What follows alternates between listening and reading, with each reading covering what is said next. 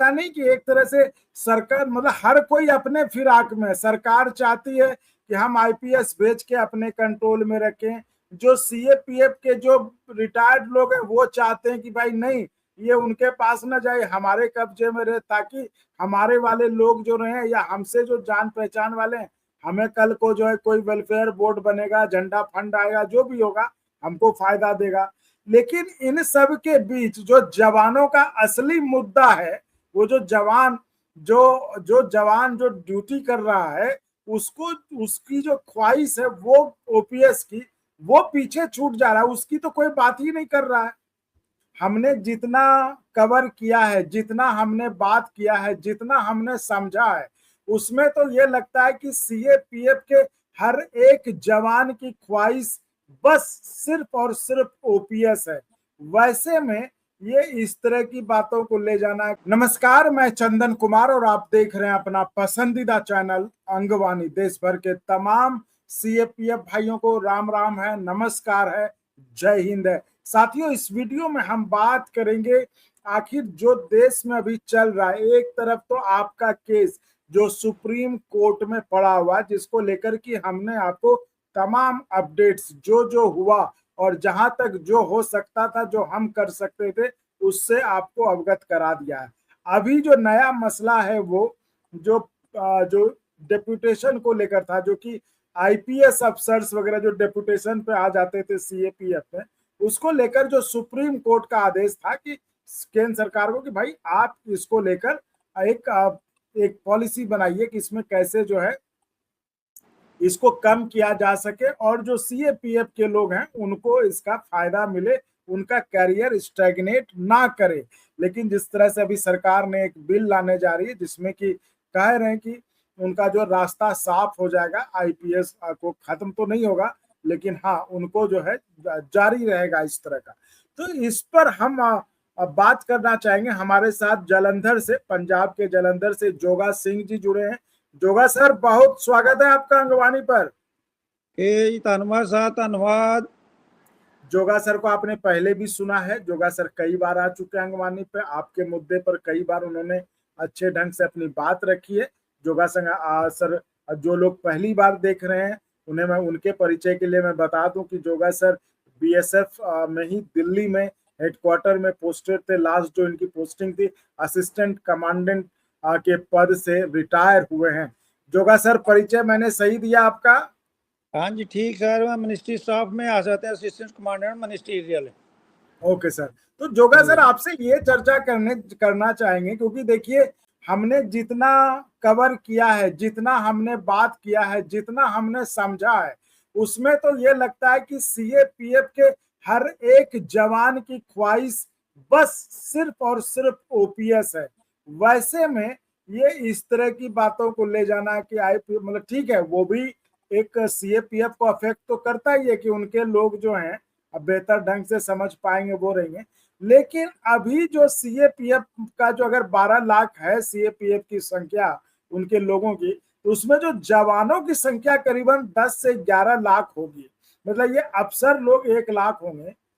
तो क्या ये जवानों के मुद्दों पर बात नहीं हो रही है, बात सिर्फ हो रही है आखिर अगर मान लीजिए ठीक है आईपीएस को रोक देंगे, वो आ जाएंगे, ठीक है, लेकिन क्या जवानों की समस्या सुलझेगी इससे क्या?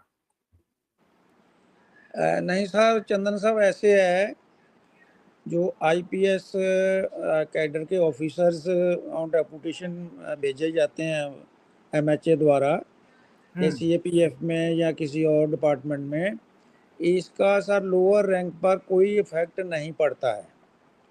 आईपीएस के आने से ओनली जो फर्क पड़ता है कमांडेंट, डीआईजी, आईजी, इनका, या आगे डीजी बनने पर जो आईजी साहब हों, उन्होंने नेक्स्ट डीजी बनना, लेकिन उसकी जगह पर आईपीएस ऑफिसर आ जाते हैं। तो इसका फ़र्क जो इसका इफेक्ट जो ओनली ऑफिसर के लिए, ऑफिसर कैडर पर पड़ता है, जवानों पर या up to the rank of inspector तक इसका कोई असर नहीं पड़ता। बल्कि even up to the rank of commandant तक भी इसका कोई रैंक नहीं पड़ता, क्योंकि कमांडेंट तक अभी आजकल इवन डीआईजी रैंक तक कोई ऑफिसर आईपीएस नहीं आता है सर। तो सर ये लगता नहीं कि एक तरह से सरकार मतलब हर कोई अपने फिराक में, सरकार चाहती है कि हम आईपीएस भेज के अपने कंट्रोल में रखें, जो सीएपीएफ के जो रिटायर्ड लोग हैं वो चाहते हैं कि भाई नहीं, ये उनके पास ना जाए, हमारे कब्जे में रहे, ताकि हमारे वाले लोग जो रहे या हमसे जो जान पहचान वाले हैं, हमें कल को जो है कोई वेलफेयर बोर्ड बनेगा, झंडा फंड आएगा, जो भी होगा हमको फायदा देगा। लेकिन इन सब के बीच जो जवानों का असली मुद्दा है, वो जो जवान जो ड्यूटी कर रहा है, उसको उसकी जो ख्वाहिश है वो ओपीएस की, वो पीछे छूट जा रहा है, उसकी तो कोई बात ही नहीं कर रहा है। बिल्कुल सर, आप सही कह रहे हो। जिस चीज़ की रिक्वायरमेंट है, वैसे जो ओपीएस का मसला है ना सर, इसका असर सब पर है। टोटल जो मेंबर ऑफ द फोर्सेस हैं, किसी पे भी, सीआरपी हो, बीएसएफ हो, सीआईएसएफ हो, सब पर असर पड़ेगा। हाँ, एक एक क्वेश्चन जो आईपीएस के बारे में जो डिपार्टमेंट हमारे जो इसको चाह रहे हैं कि नहीं होना चाहिए, उसका एक और कारण है सर। उसका ये है कि अगर हमारे ही कैडर से जैसे एक direct entry assistant commandant BSF में या सीआरपी में या सीआईएसएफ में आ जाता है, तो उसको सर एक असिस्टेंट रैंक से चलते चलते कब वो डिप्टी कमांड बनता है, फिर वो सेकंड इन कमांड बनता है, देन कमांडेंट बनता है, देन फिर डीआईजी, आईजी, तो देन जी जी। उसका डीजी बनने तक उसका जो नंबर आएगा, उसका मतलब ये कहने का ये है हमारे डिपार्टमेंट का कि उसको तजर्बा ज़्यादा होता है सर। आईपीएस अफसर को ओनली जी पुलिस के जो केसेस हैं, पुलिस रूल्स जो हैं, उन्होंने एडमिनिस्ट्रेशन जो ड्यूटी करी होती हैं, वो बॉर्डर के बारे में इतना नहीं जानते सर, क्योंकि बॉर्डर में रहते नहीं हैं। और हमारा जो एक असिस्टेंट कमांडर डायरेक्ट एंट्री आता है, अगर वो अपनी सर्विस करते करते अगर डीजी साहब बनता है तो उसको बिल्कुल थारोली नॉलेज होगी सर, नीचे से लेकर, क्योंकि उसने एक असिस्टेंट कमांडर ने आकर छोटे छोटे रैंक के साथ भी उसने डील करना है, उसके साथ ड्यूटी भी करना है, उनसे काम लेना है, तो उसका जो एक्सपीरियंस ज़्यादा होगा सर, वास्ट एक्सपीरियंस होगा रादर देन आईपीएस। हाँ, मतलब उससे ये एक होगा कि चलिए भाई, आप चूंकि उसी उसी डिपार्टमेंट के हैं, उसी फोर्स के हैं, तो चलिए आप जो है समझ सकते हैं, ठीक आगे होगा। लेकिन वही कह रहा हूं, लेकिन ये तो बाद में भी, लेकिन जो असली मुद्दा है उसकी चर्चा कोई कर नहीं रहा है।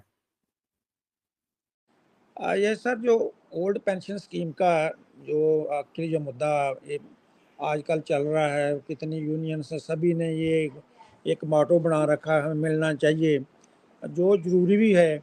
लेकिन गवर्नमेंट ने कुछ सोचकर समझकर ही जो ये न्यू पेंशन स्कीम बनाई है, इसके बारे में ऑप्शन भी दिया है, लेकिन उनसे जो बेनिफिट्स कम है सर जवान को या ऑफिसर्स कोई भी हो, पेंशन तो सबको मिलना चाहिए। नहीं, इवन मैं ये कह रहा हूँ सर, ये तो हम लोग बात कर रहे हैं, ये तो हम और आप बात कर रहे हैं कि जवानों को, भाई जवानों का तो असली मुद्दा ओपीएस का है। जवान तो यस सर, ये लेकिन लोग जो है लगे पड़े हैं कि वो आईपीएस वाला और वो वाला।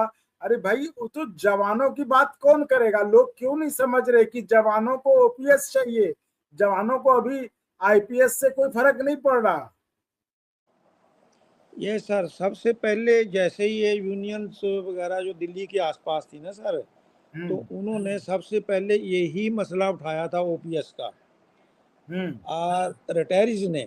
लेकिन इसके साथ साथ अगर स्ट्रांगली इसको फॉलो करना चाहिए, तो जो हमारे डिपार्टमेंट में या हमारे सीनियर ऑफिसर्स हैं, जो एमएचए में जैसे बड़े सीनियर अफसर हैं, तो हम्म उनके साथ डिपार्टमेंट को भी स्ट्रांगली फॉलो करना चाहिए कि हमें ओनली ओल्ड पेंशन स्कीम से ही बेनिफिट्स है, क्योंकि इतनी हार्ड ड्यूटी है, हमें जो न्यू पेंशन स्कीम दी जा रही है उससे कोई फायदा नहीं है।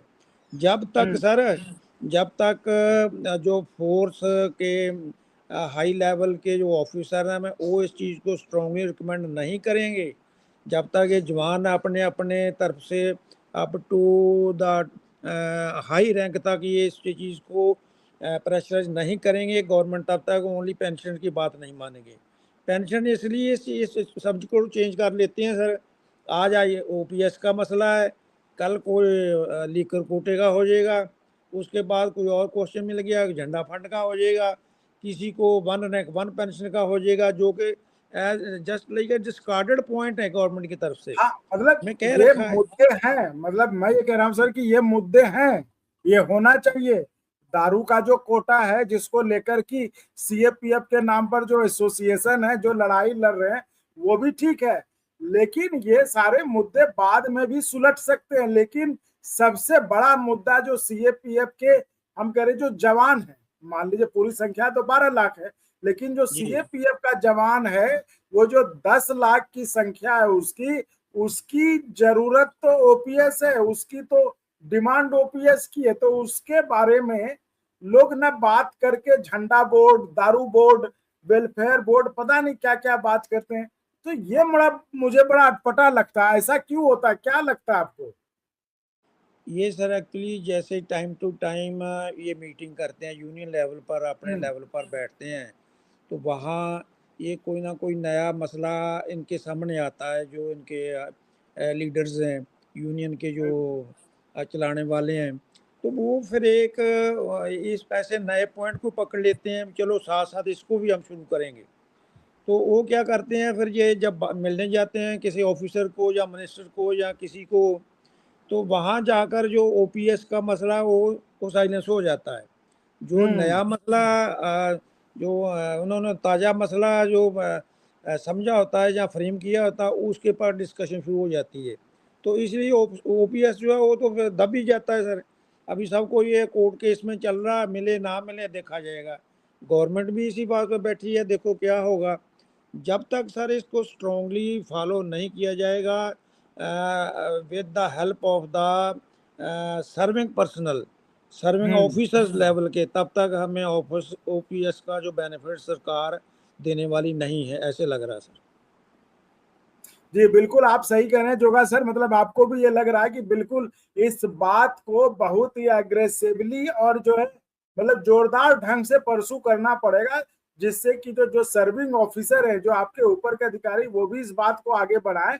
और आप जो इतनी भारी संख्या में लोग हैं, आप भी, आपके नाम पर जो एसोसिएशन है, जो अधिकारी हैं, वो लोग भी अगर इस बात को आगे बढ़ाएंगे कि भाई ओपीएस चाहिए, तभी ये बात। लेकिन जो मेरी चिंता थी ये कि आखिर इन सब के बीच में जो देश के 10 लाख जवान हैं, उनका मुद्दा जो ओपीएस का है, उनको तो और किसी चीज से अभी मतलब नहीं है, उनको सिर्फ ओपीएस से मतलब है। तो वो जो है उनकी बात कौन करेगा, उनकी बात आगे कौन बढ़ाएगा? तो इसका जवाब जोगा सिंह जी ने दिया कि इस पर जो है एग्रेसिवली जो है इसको परसू करना पड़ेगा, इसको आगे बढ़ाना पड़ेगा। ये नहीं कि कुछ से कुछ मुद्दे में हम भटक गए, बाकी सारे मुद्दे भी सही हैं, उन पर भी ध्यान देने की जरूरत है। लेकिन सबसे पहले जो देश के 10 लाख जवानों की दिलों की धड़कन है वो ओपीएस की, वो उस पर जोर देने की जरूरत है। तो जोगा सर, आप चर्चा में जुड़े, आपने एक जो आपके साथ मिलकर हमने इसको समझने की कोशिश की कि आखिर जवानों का मुद्दा कहाँ पीछे रह रहा है, कहाँ पीछे छूट जा रहा है, उसमें आपने काफी अच्छा सहयोग किया, काफी अच्छी बातें आपने बताई। तो इसके लिए आपका बहुत धन्यवाद। और हम उम्मीद करते हैं हम फिर चर्चा में आपके साथ जुड़ते रहेंगे, ताकि इसी तरह अपने सीएपीएफ के भाइयों की बात आगे बढ़ते रहे और उनकी बात आगे सरकार तक पहुंचे।